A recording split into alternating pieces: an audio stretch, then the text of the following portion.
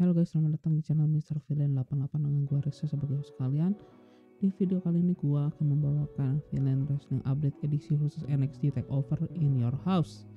Tentunya di video kali ini gua akan memberikan hasil daripada NXT Takeover tersebut.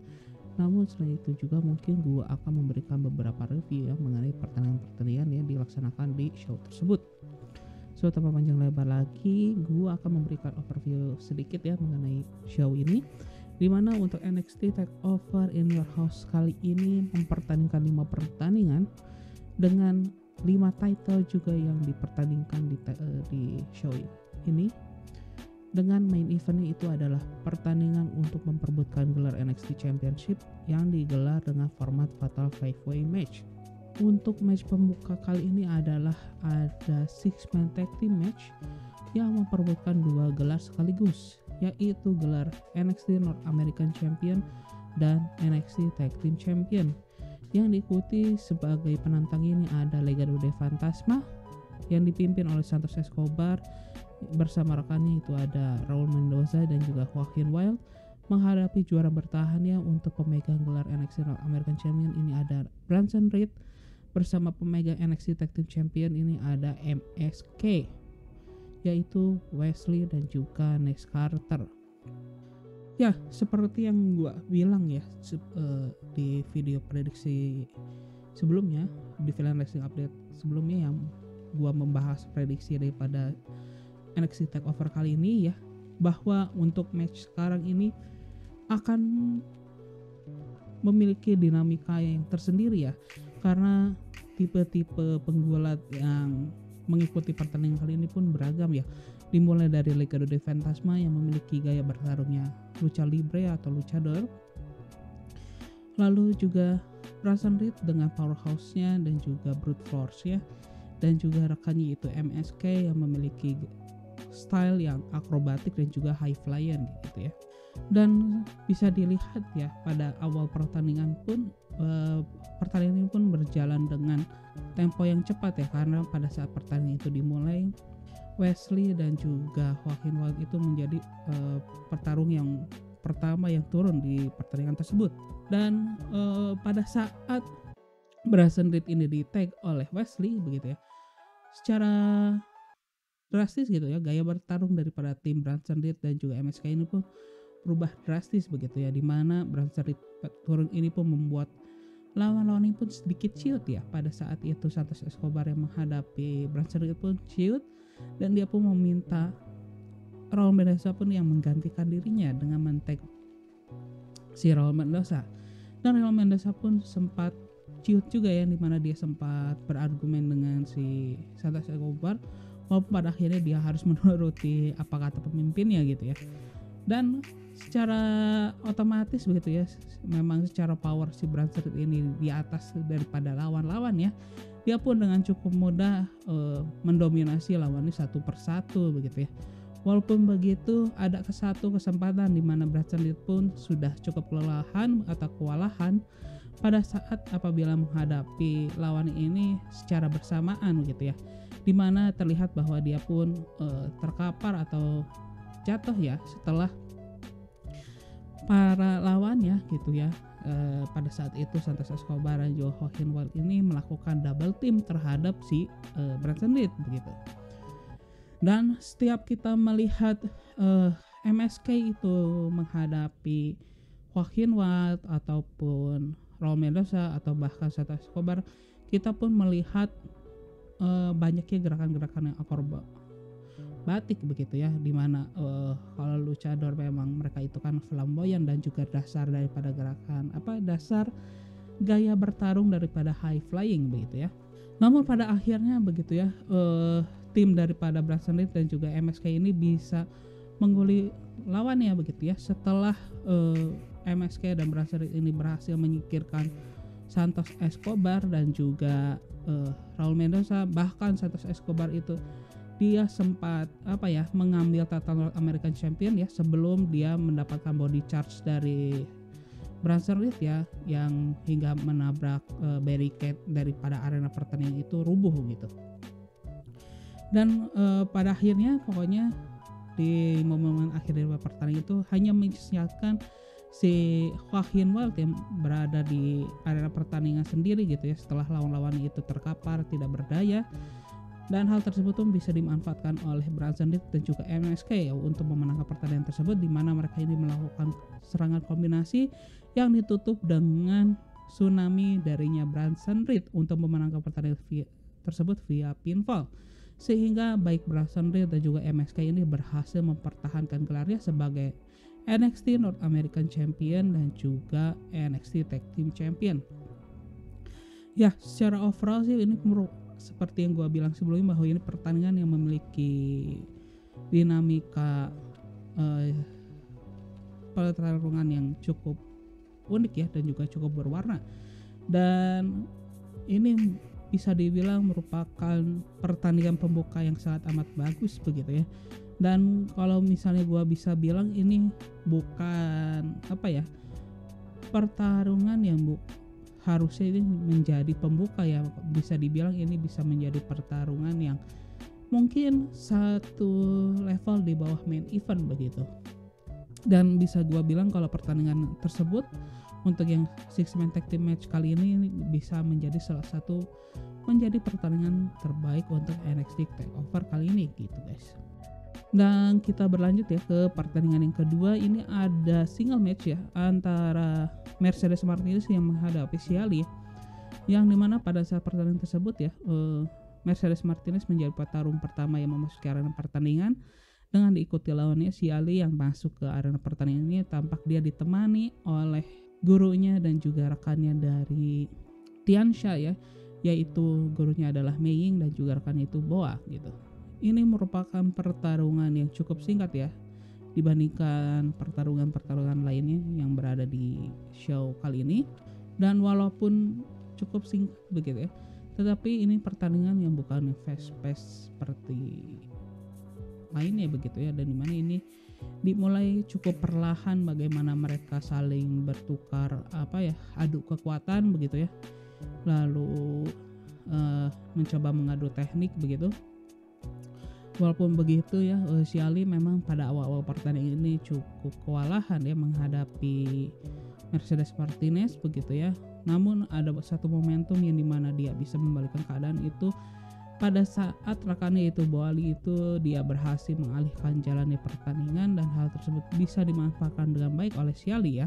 Hingga pada akhirnya begitu ya, kemenangan ini berpihak terhadap Ciali setelah dia berhasil mengeksekusi signature move-nya yaitu cyclone click ya terhadap si Mercedes Martinez dan memenangkan pertandingan tersebut via pinfall. Tidak berhenti di situ ya pada segmen tersebut, dimana setelah dia mendapatkan kemenangan ya begitu ya, Ciali ini pun meminta rekannya itu Boa untuk mengambilkan kursi untuk digunakannya untuk menghajar si Mercedes Martinez. Dan setelah dia mendapatkan kursi tersebut ya, dan dia mau memukulkannya terhadap Mercedes Martinez ini bisa menghindari serangan daripada Ciali dengan cara menendang kaki dari si Ciali dan merebut kursi yang dipegang oleh Ciali dan menggunakannya untuk menyerang Boa dan juga si Ciali ini. Dan setelah berhasil menyingkirkan kedua murid dari Mei Ying gitu ya, dia pun menantang untuk Mei Ying dengan dia mengatakan bahwa dia tidak takut terhadap si Mei Ying itu gitu ya. Dan keduanya pun saling bertatap-tatapan hingga pada akhir si Mei Ying ini pun mencekik bagian leher daripada si Mercedes gitu ya. Walaupun dia sempat lolos begitu ya dari cekikan tersebut dengan memukulkan kursinya terhadap Mei Ying, namun hal tersebut tidak berlangsung lama karena Mei Ying ini bisa kembali menyekik si Mercedes Martinez hingga pada akhirnya begitu ya, si Mei Ying ini menggunakan cekikan itu melemparkan Mercedes Martinez ini ke arah barikade yang berada di seputar arena ring. Dan bisa dibilang ini bukanlah delivery pertandingan yang cukup baik gitu ya, tetapi bukan buruk juga. Pertarungan ini bisa gua bilang ini merupakan hanya kelas show NXT seperti biasanya, bukan yang bisa diberikan di show seperti NXT TakeOver gitu ya. Dan juga akhir daripada pertandingan ini pun bisa dibilang jarang-jarang gitu ya suatu show NXT itu menunjukkan karakter dengan kekuatan yang super power gitu ya, seperti Mei perlihatkan di match kedua ini gitu. Ya sebenarnya kalau dari segi sisi match ya, dan gua nggak bahas dari sisi storyline-nya, sebenarnya ini gua harapkan itu lebih ya, dan bisa lebih baik gitu ya dibandingkan apa yang mereka deliver di match saat itu ya, dimana Mercedes Martinez secara kelas memang dia itu merupakan salah satu veteran di dunia pro wrestling begitu ya, yang harusnya bisa mendikte sisi Ali dan juga memberikan pertandingan ini apa ya, elemen-elemen tersendiri yang bisa menghibur para penonton yang hadir di arena saat itu gitu. Namun ini serasa seperti gua nonton NXT shows pada biasanya begitu, yang dimana memang match itu agak di rush gitu, dan ya serangan-serangannya ya yang memang bisa dibilang aman gitu ya manuver-manuvernya. Jadi untuk pertandingan ini sih di bawah ekspektasi gua gitu ya. Oke, kita lanjut ke pertandingan yang ketiga. Ini merupakan pertandingan yang gua cukup tunggu-tunggu ya untuk show NXT Takeover in Your House kali ini, yaitu ladder match untuk memperebutkan gelar $1 Million Championship yang diikuti oleh LA Knight dan juga Cameron Grimes ya. Yang dimana di pertandingan ini pun ya dibuka dengan Ted DiBiase sebagai pemegang hak daripada dan juga orang pertama kali yang memperkenalkan title tersebut ya, title $1 Million itu ke dunia WWE, yang dimana dia masuk ditemani oleh 2 orang bodyguard, yang dimana salah satu bodyguard itu nampak memegang sebuah briefcase ya yang transparan, yang dimana apabila kita lihat isinya itu merupakan si sabuk daripada $1 Million Championship gitu guys. Dan setelah Ted DiBiase ini memasuki area pertandingan, dia pun memanggil kedua kontestan yang mengikuti pertandingan tersebut. Jadi mana LA Knight itu masuk sebagai petarung pertama dan juga Cameron Grimes diikuti oleh Cameron Grimes sebagai petarung kedua. Dan setelah kedua petarung itu memasuki arena pertandingan, si Ted DiBiase ini pun memperlihatkan title yang memang diperebutkan di pertandingan tersebut.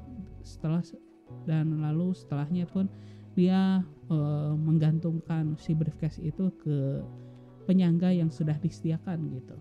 Dan setelah itu pun pertandingan pun dimulai gitu ya, di mana pertarungan ini bisa dibilang cukup monoton ya jalan pertandingan ini, apalagi si storytelling daripada pertandingan tersebut ya, di mana ada pola-pola tertentu, namun bisa dibilang membosankan gitu ya, karena kita bisa melihat gitu ya, ada momen dimana LA Knight itu sangat amat mendominasi jalannya pertandingan, lalu dimana Cameron Grimes itu memberikan perlawanan gitu ya. Namun perlawanan itu ya yang dimana itu akan menjadi momen Cameron Grimes untuk mengembalikan keadaan, yang dimana keadaan itu lebih menguntungkan Cameron Grimes, namun itu tidak terjadi gitu ya.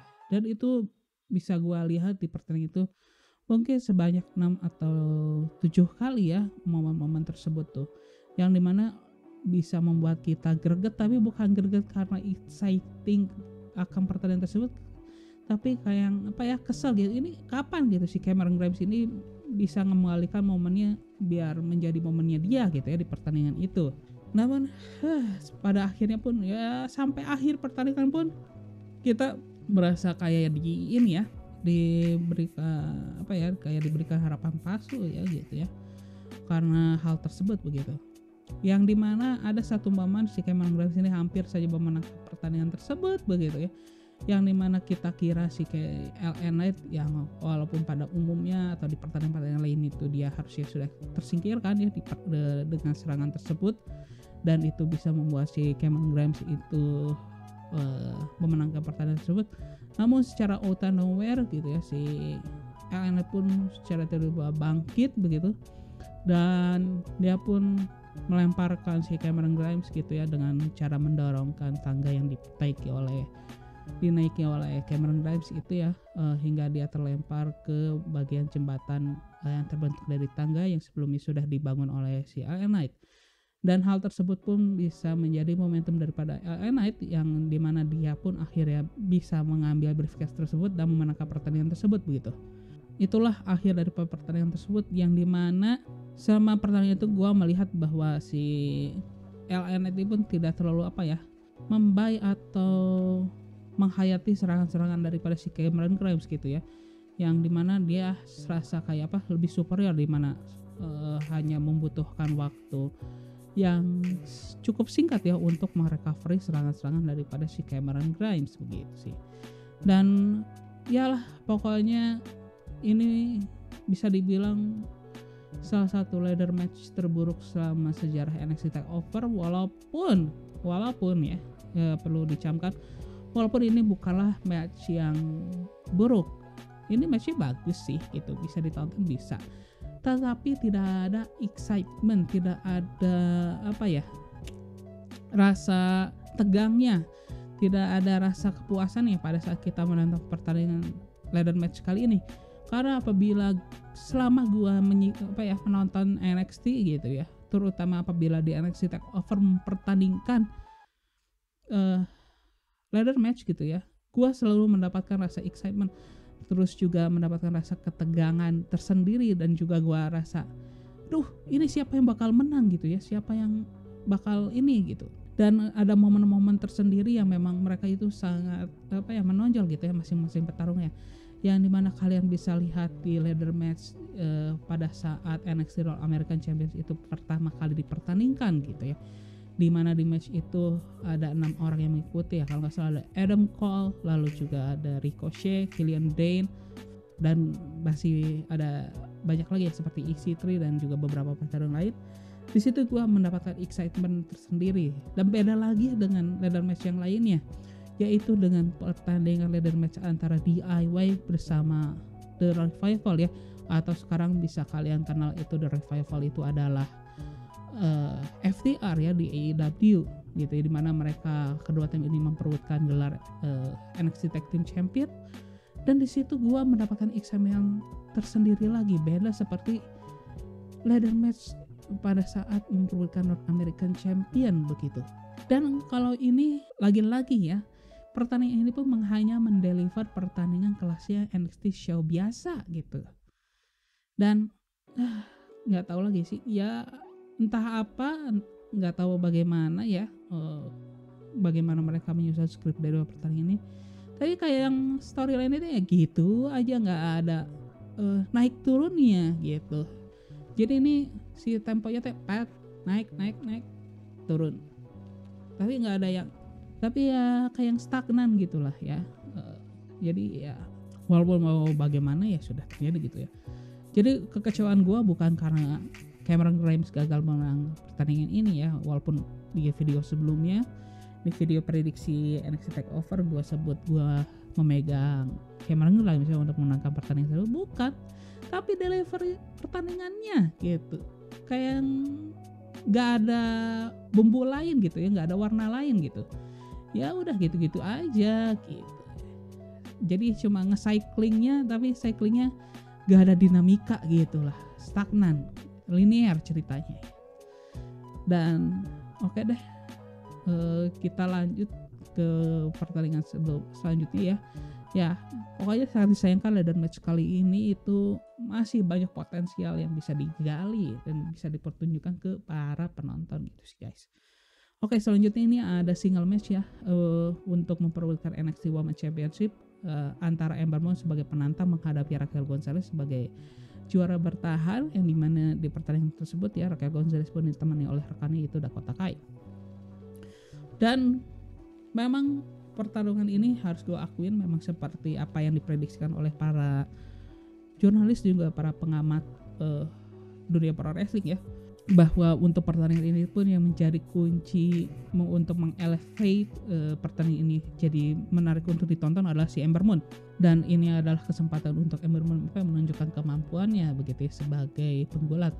Dan hal tersebut tuh memang terbukti ya, bagaimana Ember Moon ini menjadi bintang di pertandingan tersebut ya, dengan gaya dia bertarung, di mana bagaimana dia mendeliver cerita dalam pertarungan tersebut itu sangat amat bagus. Seakan gue itu menonton Ember Moon pada saat dia pertama kali muncul di NXT, di mana dia pertama kali memenangkan gelar NXT Women's Champion sebelum dia dipanggil ke main roster, yang dimana kalau pada saat gua ingat di main roster itu seperti dia kehilangan arah, dia kehilangan gaya bertarung ya selama di main roster. Dan pada saat di pertandingan ini pun gua melihat lagi gitu ya, inilah Ember Moon yang dibuat membuat dia dikenal gitu ya di dunia pro wrestling, di dunia NXT gitu ya. Dan inilah Ember Moon yang para fans rindukan gitu guys. Dan sedangkan untuk Raquel Gonzalez di pertandingan ini, kembali lagi ya, kita bisa melihat bahwa Raquel Gonzalez ini merupakan penggulat yang memiliki potensi yang cukup besar ya untuk menjadi tulang punggung dan juga wajah divisi wanita NXT dan juga WWE di masa depan begitu ya. Dan walaupun memang apabila dibandingkan dengan petarung yang satu tipe dengan dirinya yaitu Rhea Ripley, memang Raquel Gonzalez ini masih di bawah daripada Rhea Ripley ya secara kemampuan sekarang. Namun dia memiliki potensi untuk menyamai kelasnya Rhea Ripley atau bahkan melebihi kelasnya si Rhea Ripley sekarang gitu guys. Keduanya bertarung dengan baik begitu ya, dimana dari awal pertandingan gitu ya si Ember Moon ini bisa cukup mendominasi jalan pertandingan dan membuat si Raquel Gonzalez ini cukup kerepotan di sepanjang pertandingan, dimana ya gua rasa memang si Ember Moon lebih bisa mendikte jalannya pertandingan. Walaupun begitu Raquel Gonzalez pun bisa memberikan serangan-serangan yang cukup berarti ya.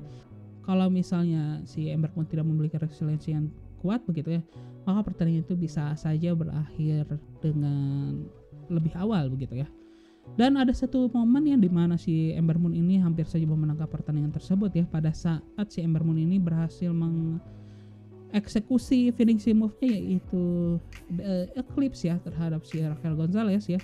Namun hitungan pin dari si Ember Moon pun harus dihentikan di angka 2 karena di saat Ember Moon memimpin Raquel Gonzalez ya, rekannya Raquel yaitu Dakota Kai ini berhasil menarik kakinya si Raquel ke tali ring hingga wasit ini pun harus menghentikan hitungan tersebut dengan rope break gitu.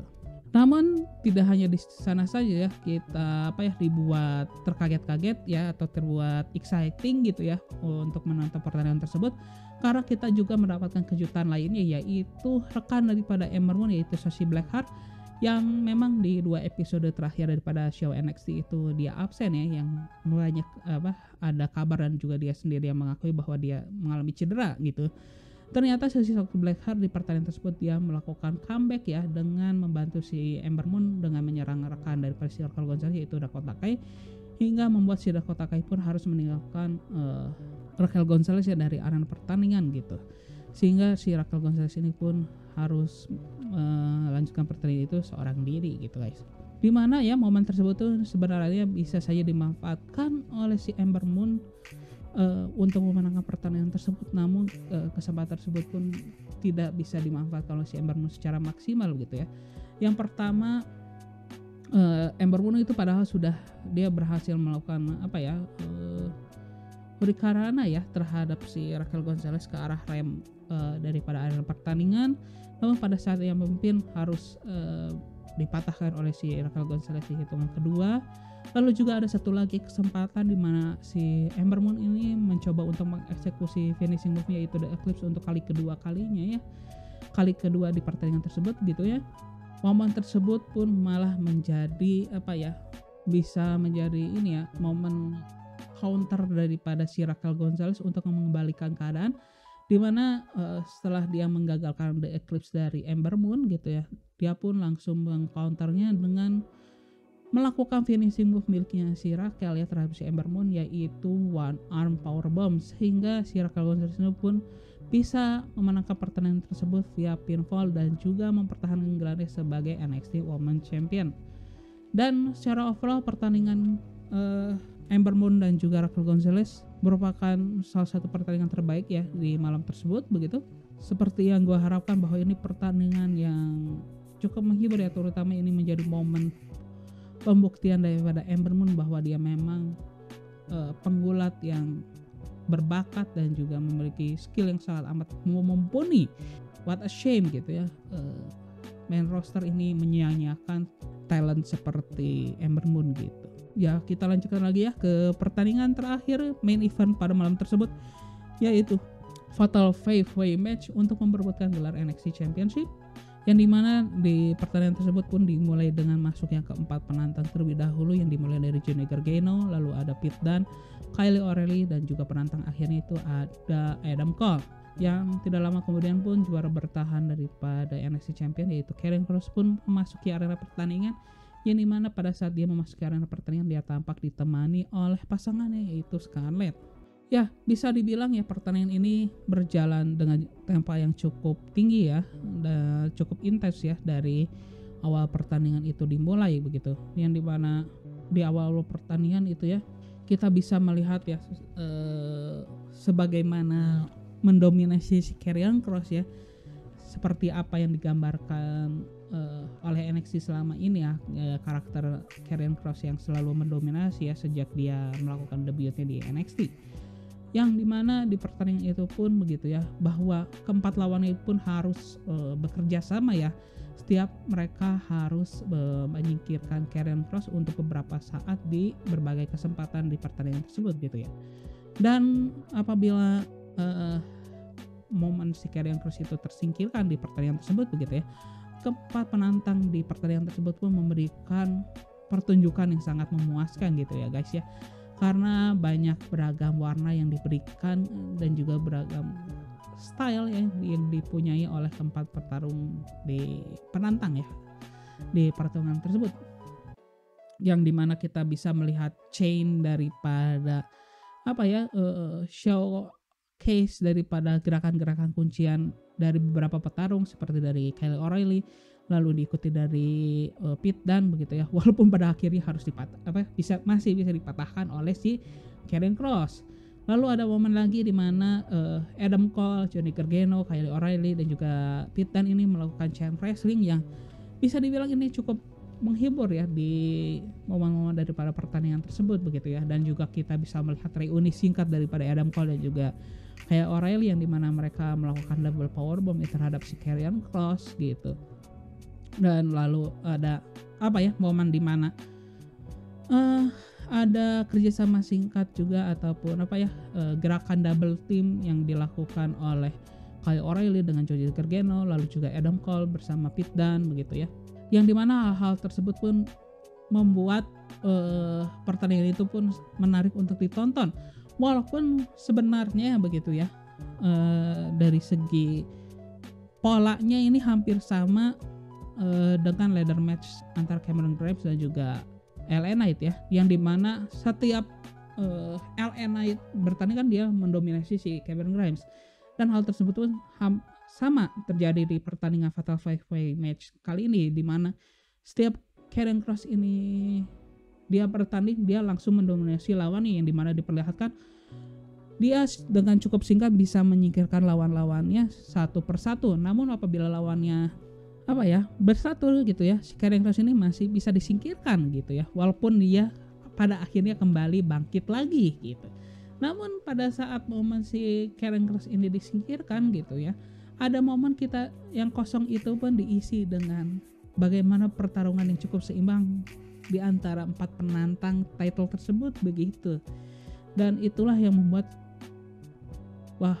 ini cukup exciting gitu ya pertandingan ini untuk ditonton gitu. Namun pada akhirnya ya Karrion Kross ini masih bisa mendominasi lawan-lawan ya, dimana pada momen-momen akhir pertandingan tersebut begitu ya,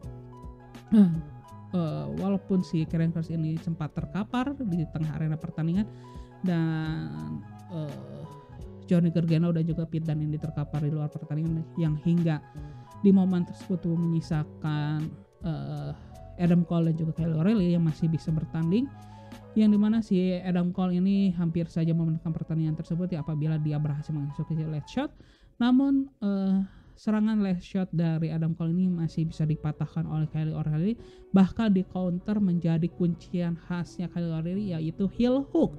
Dan kuncian heel hook kali ini dari Kyle O'Reilly ini cukup sempurna dan membuat si Adam Cole ini tidak bisa lolos dari kuncian tersebut, dan hampir saja membuat si Adam Cole ini pun menyerah terhadap Kyle O'Reilly dan membuat si Kyle O'Reilly ini menjadi juara baru NXT Champion apabila si Karrion Kross ini pun tidak bangkit secepat yang apa kita lihat di pertandingan tersebut. Yang pada akhirnya gitu ya, Karrion Kross ini bisa bangkit dengan waktu yang cukup singkat dan dia pun berhasil mengeksekusi cross jacket ya terhadap Kyle O'Reilly, yang dimana dia mencekikan kepala daripada si Kyle O'Reilly gitu ya. Hingga pada saat itu kita bisa melihat bahwa si Kyle O'Reilly pun dibuat tidak sadarkan diri ya oleh si Karrion Kross ya dengan kunciannya tersebut. Yang dimana hal tersebut pun membuat si wasit pun memutuskan bahwa pertandingan tersebut pun dimenangkan oleh Karrion Kross via submission ya, dimana atau via KO karena si Kyle O'Reilly ini tidak sadarkan diri akibat kuncian daripada si Karrion Kross, dan Karrion Kross pun berhasil mempertahankan gelar ya sebagai NXT Champion. Dan bisa dibilang ini adalah pertandingan yang terbaik ya untuk di show NXT TakeOver kali ini. Dan dua pertandingan lain yang pantas atau wajib kalian lihat itu adalah pertandingan NXT Women's Champion antara Ember Moon dan juga dengan Raquel Gonzalez, dan juga six man tag team match antara Legado del Fantasma menghadapi Brazilian Reed dan juga MSK sih gitu sih. Oke.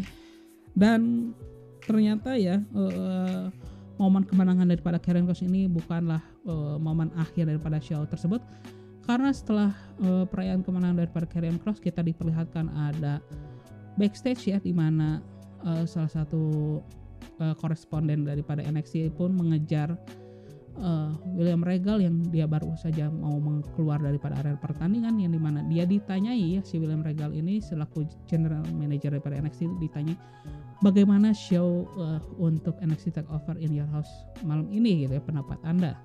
William Regal ini menjawab dengan jawaban yang tidak biasanya ya, di mana dia menjawab bahwa saya sudah bekerja atau saya sudah mengisi posisi general manager NXT ini selama 7 tahun terakhir, dan apa yang terjadi di malam ini merupakan suatu kegilaan atau sesuatu kekacauan. Dengan ada bekas air mata ya di wajahnya, dan dia pun meninggalkan show daripada NXT TakeOver in Your House gitu, dan itulah yang menutup show NXT TakeOver in Your House kali ini gitu guys. Hal tersebut ya yang cukup mengejutkan dari si William Regal ini pun membuat banyak spekulasi ya, dan ini pun membuat para media daripada dunia pro wrestling ya mempertanyakan hal tersebut terhadap Triple H dan juga Shawn Michaels di sesi media call pasca show daripada NXT TakeOver in Your House kali ini. Walaupun yang dimana banyak jurnalis itu mengindikasikan bahwa William Regal ini akan meninggalkan posisinya sebagai general manager ya, karena dia pun satu kalimat dia sebutkan yang dia katakan adalah I think it's time to change. Jadi entah apakah itu si William Regal akan mundur daripada posisinya sebagai general manager atau memang ada perombakan daripada show NXT, kita juga nggak tahu gitu ya. Namun media-media di luar itu berspekulasi bahwa William Regal lah yang akan mundur daripada posisi general manager, dan bahkan beredar kabar juga ya bahwa Samoa Joe yang ini pun sepertinya kayak berkaitan dengan kabar sebelumnya yang memang Samoa Joe kan sempat terlihat ya di Performance Center, dan hal tersebut pun disebutkan bahwa Samoa Joe akan menggantikan William Regal ya sebagai general manager dari NXT gitu guys. Dan apa itu masih saja menjadi rumor ya. Kita lihat saja di hari Selasa nanti apa yang akan terjadi, apakah memang benar si Samoa Joe akan menggantikan William Regal atau memang ada perombakan besar-besaran dari show-nya NXT. Kita lihat saja nanti gitu ya. Namun yang sudah pasti akan kita lihat di show NXT hari Selasa mendatang itu ada 2 match yang sudah dipastikan akan digelar.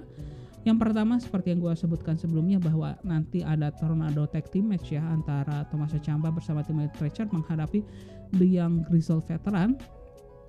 Dan satu match lagi ini di mana Kushida sebagai Cruiserweight Champions ini menggelar Open Challenge.